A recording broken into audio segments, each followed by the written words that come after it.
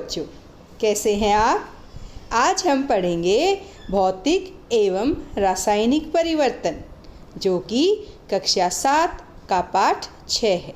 और बच्चों, आज हम इस पाठ का भाग 2 यानी रासायनिक परिवर्तन के विषय में चर्चा करेंगे। तो शुरू करते हैं अपना आज का पाठ। भौतिक एवं रासायनिक परिवर्तन में अति महत्वपूर्ण उपविषय रासायनिक परिवर्तन। प्यारे बच्चों, रासायनिक परिवर्तन हमारे जीवन में बहुत महत्वपूर्ण स्थान रखते हैं। बहुत सारे नए पदार्थ रासायनिक परिवर्तनों के कारण ही बनते हैं और ये बने पदार्थ हमारे जीवन में एक अहम भूमिका निभाते हैं।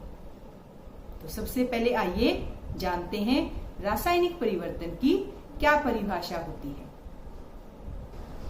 प्यारे बच्चों, वह परिवर्तन जिसमें एक अथवा एक से अधिक नए पदार्थ बनते हैं, ऐसे परिवर्तन रासायनिक परिवर्तन कहलाते हैं। और रासायनिक परिवर्तन को रासायनिक अभिक्रिया भी कहते हैं। प्यारे बच्चों, रासायनिक परिवर्तन हमारे लिए अत्यंत महत्वपूर्ण है। कैसे? भाई, जितने भी नए पदार्थ बनते हैं उन सभी का कारण ये रासायनिक परिवर्तन ही तो होते हैं। आप उदाहरण ले लीजिए, जैसे धातु का निष्कर्षण हो, दवाइयाँ बननी हो, या शैम्पू, डिटर्जेंट, साबुन बनने हो, या कुर्सी या प्लास्टिक का अन्य कोई सामान बनना हो। इन सभी को रासायनिक अभिक्रियाओं की सहायता से ही बनाया जाता है। बच्चों, वास्तव में प्रत्येक नए पदार्थ की खोज रासायनिक परिवर्तनों के अध्ययन के द्वारा ही हुई है। तो आइए रासायनिक परिवर्तनों को विस्तार पूर्वक जानने के लिए करते हैं हम ये बड़ा ही मजेदार क्रियाकलाप। प्यारे बच्चों, इस क्रियाकलाप को करने के लिए हमें मैग्नीशियम की एक पतली पट्टी या तार का टुकड़ा लेना है। इसके सिरों को साफ करके मोमबत्ती की लौ के पास ले करके इसे जलाने की कोशिश करेंगे। और मैग्नीशियम जो है बच्चों, ऑक्सीजन के साथ अभिक्रिया कर हमें ऊष्मा और प्रकाश देता है। जैसे यहाँ हमें चित्र में दिखाई दे रहा है कि किस प्रकार मैग्नीशियम सफ़ेद ज्वाला देते हुए जल उठा। और यह देखिए बच्चों, किस प्रकार मैग्नीशियम ने नया पदार्थ मैग्नीशियम ऑक्साइड बनाया है ऑक्सीजन के साथ रासायनिक अभिक्रिया करने के पश्चात। तो ये हुआ अपना रासायनिक परिवर्तन। तो प्यारे बच्चों, हमने देखा ये बड़ा ही मजेदार क्रियाकलाप मैग्नीशियम रिबन का दहन। और इसमें हमें क्या मिला? मैग्नीशियम का एक नया पदार्थ जो राख के रूप में था, यानी मैग्नीशियम ने ऑक्सीजन के साथ अभिक्रिया की और मैग्नीशियम ऑक्साइड का निर्माण हुआ। तो इसी प्रकार की अभिक्रियाओं को हम रासायनिक परिवर्तन कहते हैं। तो प्यारे बच्चों, अब हम रासायनिक परिवर्तनों को और अधिक विस्तार पूर्वक जानने के लिए करते हैं एक और क्रियाकलाप। कौन सा क्रियाकलाप? चलो मेरे साथ देखने और सीखने के लिए अपना ये रोचक मजेदार क्रियाकलाप। हमने कॉपर सल्फेट का विलयन लिया है और इसे हम आधा कर लेते हैं, यानी 2 हिस्सों में बांट लेते हैं, ताकि अभिक्रिया होने के पश्चात हम इसका तुलनात्मक अध्ययन भी कर सकें। और यहाँ हम एक ब्लेड ले रहे हैं जिसको हमने कॉपर सल्फेट के विलयन में डाल दिया है। और अब इसमें अभिक्रिया होगी और उसको हम पूरा होने के लिए कुछ समय तक ऐसे ही छोड़ देंगे। बच्चों, कॉपर सल्फेट का विलयन नीले रंग का है। जब यह लोह के साथ अभिक्रिया करता है तो यह कॉपर को उसके विलयन से विस्थापित करके उसके स्थान पर लोह का विलयन यानी आयरन सल्फेट का विलयन बन जाएगा और इसका रंग बदल करके नीले से हरा हो जाएगा और तब हमारी अभिक्रिया पूर्ण हो जाएगी। यानी यहाँ पर एक रासायनिक परिवर्तन हो जाएगा। क्यों रासायनिक परिवर्तन? क्योंकि बच्चों जब कोई अभिक्रिया के कारण नया पदार्थ बनता है तो हम उस परिवर्तन को रासायनिक परिवर्तन कहते हैं। और यहाँ भी ऐसा ही होने वाला है। आप देख सकते हैं कि जो रंग था वह धीरे धीरे परिवर्तित हो रहा है, यानी नीले से वह हरे की तरफ परिवर्तित होता जा रहा है। और बच्चों इस तरह से होने वाले परिवर्तन उत्क्रमित नहीं किए जा सकते, तो इनको हम अनुत्क्रमित परिवर्तन भी कहते हैं। और आप यहाँ देख सकते हैं कि जो रंग था वह पूर्ण रूप से बदल चुका है और यहाँ कॉपर सल्फेट के विलयन की जगह अब आयरन सल्फेट का विलयन बन चुका है। और आप नीले रंग से परिवर्तित होकर कौन सा रंग दिखाई दे रहा है? हरा रंग का परिवर्तन। और यह एक रासायनिक परिवर्तन है क्योंकि इसके रंग में परिवर्तन हुआ है और रंग में परिवर्तन का कारण नए पदार्थ का बनना है। और नीचे जो आपको भूरे रंग का निक्षेप दिखाई दे रहा है ये यहाँ पर यह है कॉपर, जो कॉपर सल्फेट के विलयन से अलग हुआ है। तो ये है अपना क्रियाकलाप जिसमें हमने सीखा रासायनिक परिवर्तन। और किसका रासायनिक परिवर्तन? लोहे के साथ अभिक्रिया के कारण कॉपर सल्फेट विलयन के रंग में परिवर्तन का एक नमूना हमने यहाँ देखा। प्यारे बच्चों, कितना मजेदार क्रियाकलाप था और कैसे कॉपर सल्फेट से कॉपर को ही स्थापित कर दिया गया। किसने? लोहे ने। कैसे हुआ आप समझ गए होंगे, क्योंकि लोहा कॉपर से अत्यधिक अभिक्रियाशील है।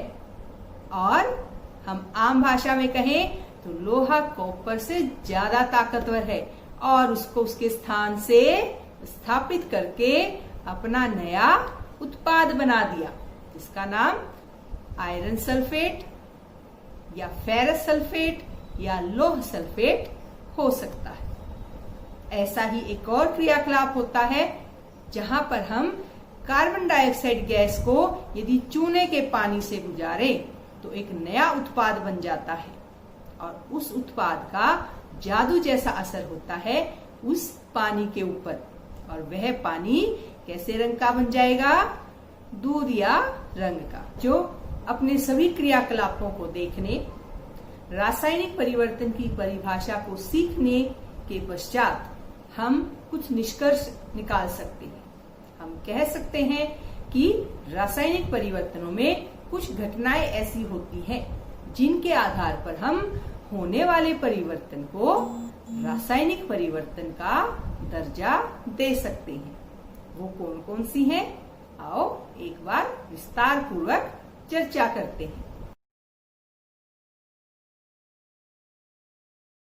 और प्यारे बच्चों, ऐसी पहली घटना है ऊष्मा प्रकाश अथवा किसी अन्य प्रकार के विकिरण जैसे पराबैंगनी का निर्मुक्त अथवा उनका अवशोषित होना।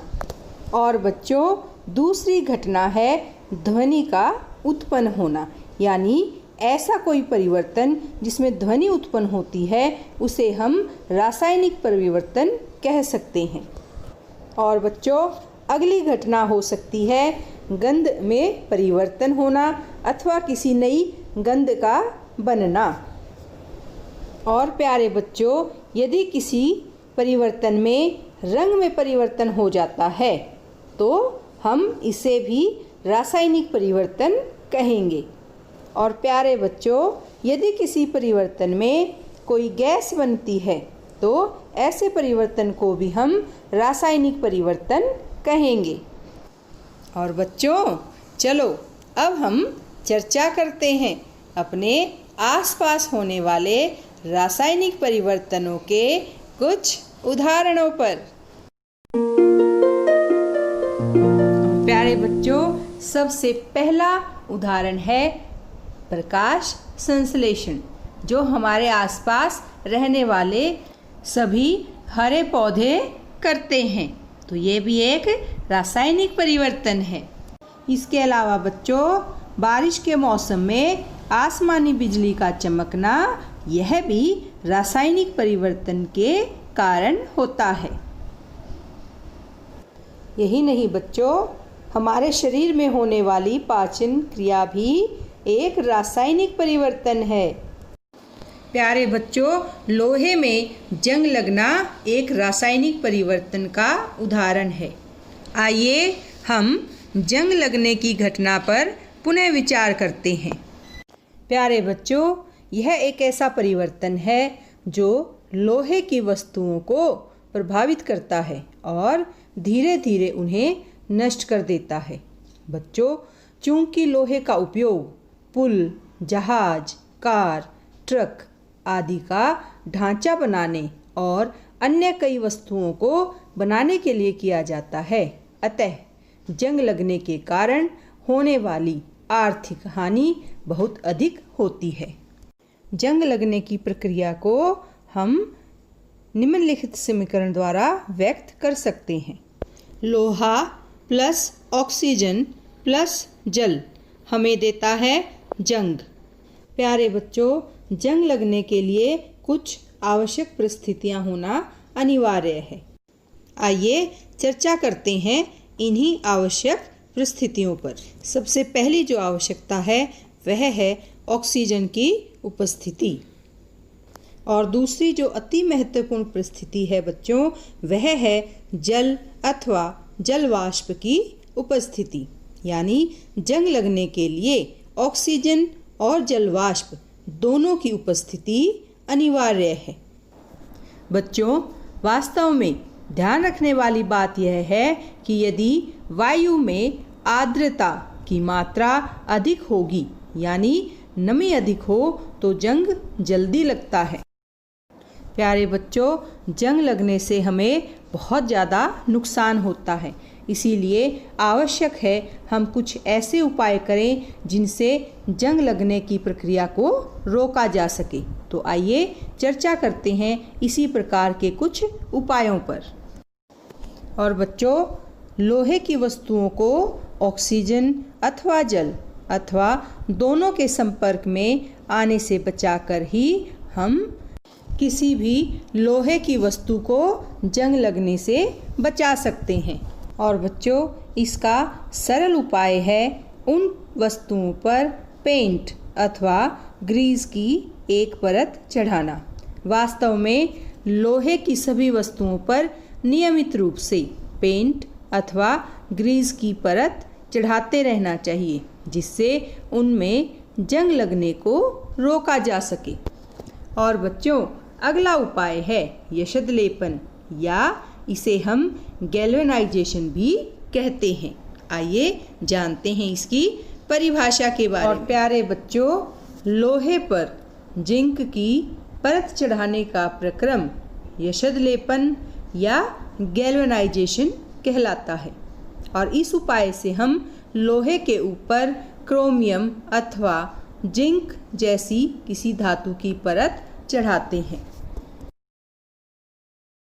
प्यारे बच्चों, क्या आप जानते हैं कि पानी के जहाज लोहे के बने होते हैं और उनका एक भाग हमेशा पानी में डूबा रहता है।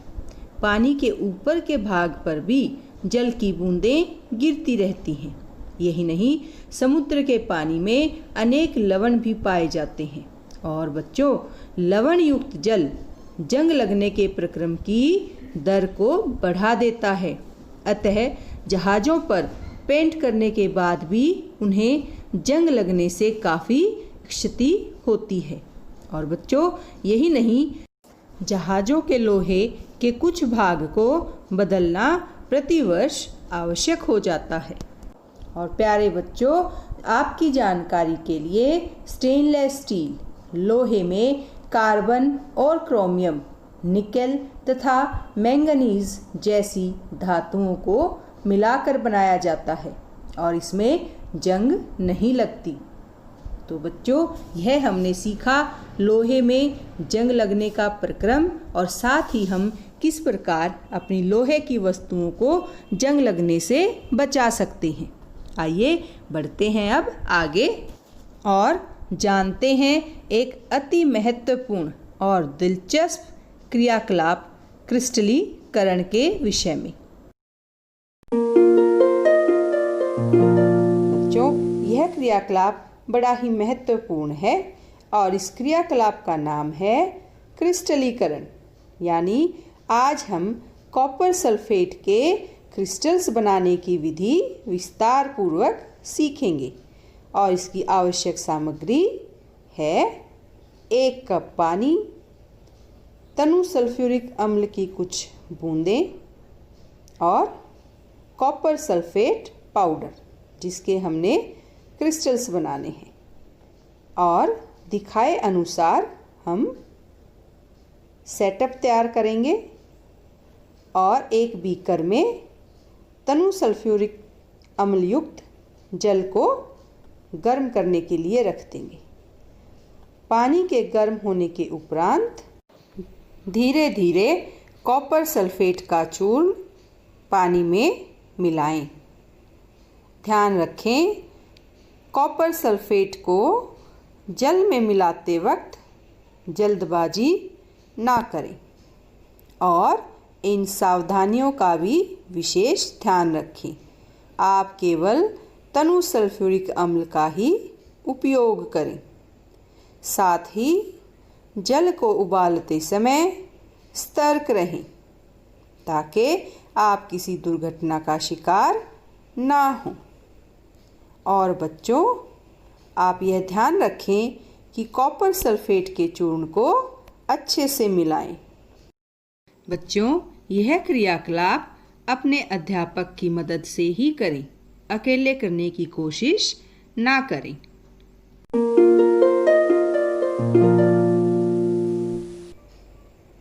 अब बच्चों, प्रश्न आता है कि हम कितना कॉपर सल्फेट इसमें मिलाएं। तो बच्चों, कॉपर सल्फेट चूर्ण तब तक मिलाएं जब तक कि उसमें और कॉपर सल्फेट घोलना संभव ना हो। यानी जब तक विलयन पूर्ण रूप से संतृप्त ना हो जाए तब तक आप कॉपर सल्फेट जल के अंदर मिलाते रहें।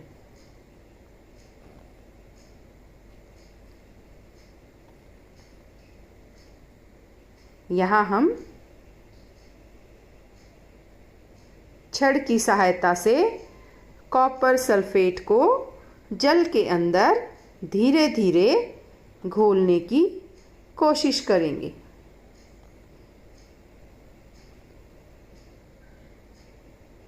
इस प्रकार धीरे धीरे चलाते हुए कॉपर सल्फेट चूर्ण को जल के अंदर मिलाएं और इसे कुछ समय के लिए ऐसे ही छोड़ दें। देखें, कॉपर सल्फेट पूर्ण रूप से जल के अंदर घुल चुका है।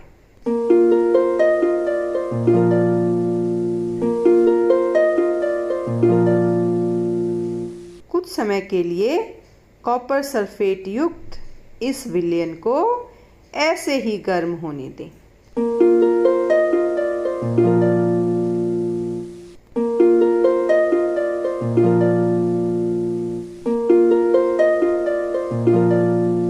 देखिए, हमारा विलयन अब कॉपर सल्फेट क्रिस्टल्स के साथ तैयार है।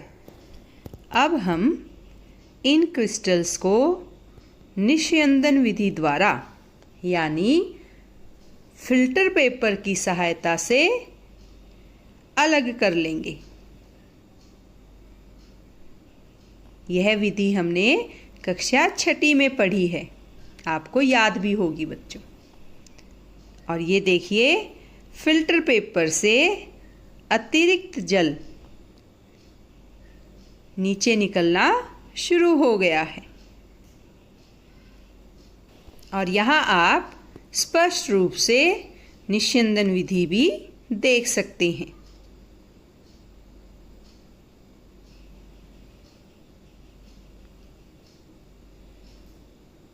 इससे बच्चों क्रिस्टल्स के अंदर जो जल बचा होगा थोड़ा बहुत, वह अलग हो जाएगा।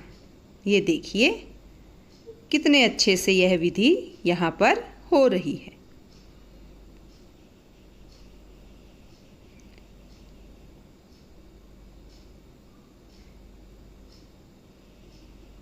और बच्चों यहाँ आप देख सकते हैं कि अतिरिक्त जल नीचे रखे बीकर में निकल रहा है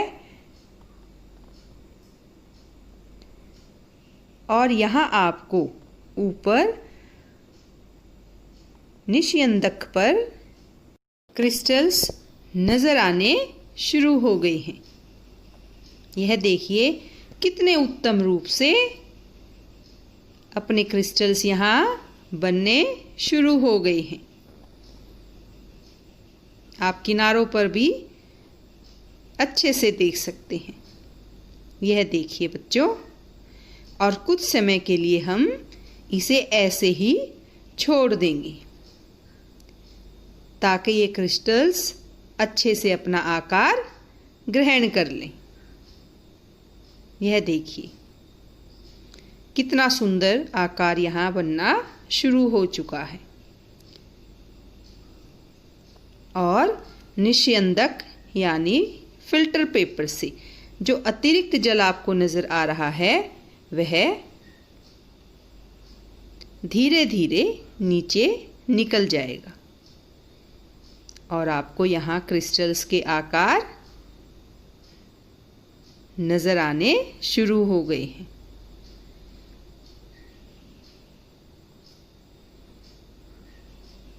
ये देखिए बच्चों, अपने क्रिस्टल्स अब बिल्कुल तैयार हैं। ये जो चमक रहे हैं ये क्रिस्टल्स ही चमक रहे हैं। अब हम इनको फिल्टर पेपर हमने अलग कर लिया है और इसके कोन को हम ऐसे खोल लेंगे और यह देखिए कितने सुंदर और कितने बढ़िया क्रिस्टल्स बनकर तैयार हैं। बच्चों, किसी पदार्थ के शुद्ध तथा बड़े माप के क्रिस्टल उनके विलयन से प्राप्त करने की प्रक्रिया क्रिस्टलीकरण कहलाती है, जो हमने अभी यहाँ क्रियाकलाप में की है। इसीलिए अपने क्रियाकलाप का नाम क्रिस्टलीकरण है। और ये देखिए कितने सुंदर क्रिस्टल्स आपको यहाँ नज़र आ रहे हैं, बहुत ही उत्तम। और बच्चों, यह प्रक्रिया भौतिक परिवर्तन का एक उदाहरण भी है। तो ये हैं आपके सामने आपके क्रिस्टल्स। आप देख सकते हैं कितने उत्तम, स्पष्ट और बड़े आकार के कॉपर सल्फेट के क्रिस्टल्स यहाँ बने हैं। ये देखिए एक एक क्रिस्टल कैसे चमक रहा है। तो बच्चों, आप अपने घर पर भी देखें कि ऐसे कौन से पदार्थ हैं जो क्रिस्टल के रूप में हम इस्तेमाल करते हैं। ये देखिए कितने ही सुंदर अलग अलग क्रिस्टल आपको यहाँ नजर आ रहे हैं। तो ये है अपना कॉपर सल्फेट क्रिस्टल्स का क्रिस्टलीकरण। अरे बच्चों, यह था अपना पाठ भौतिक एवं रासायनिक परिवर्तन, और जिसमें हमने आज चर्चा की रासायनिक परिवर्तनों से संबंधित। अब हम एक नजर डालते हैं कि हमने इस पाठ में क्या सीखा। प्यारे बच्चों, हमने इस पाठ में सीखा कि परिवर्तन दो प्रकार के हो सकते हैं, भौतिक अथवा रासायनिक। और भौतिक परिवर्तन में पदार्थों के भौतिक गुणों में कुछ परिवर्तन होते हैं। इन परिवर्तनों में कोई नए पदार्थ नहीं बनते और ये परिवर्तन उत्क्रमणीय हो सकते हैं, जबकि रासायनिक परिवर्तनों में नए पदार्थ बनते हैं। और बच्चों, कुछ पदार्थों को क्रिस्टलीकरण के द्वारा उनके विलयनों से शुद्ध अवस्था में प्राप्त किया जा सकता है। तो यह सब हमने सीखा अपने पाठ भौतिक एवं रासायनिक परिवर्तन में। तो प्यारे बच्चों, यह था अपना पाठ भौतिक एवं रासायनिक परिवर्तन और हमने सीखा रासायनिक परिवर्तन के संबंध में। धन्यवाद।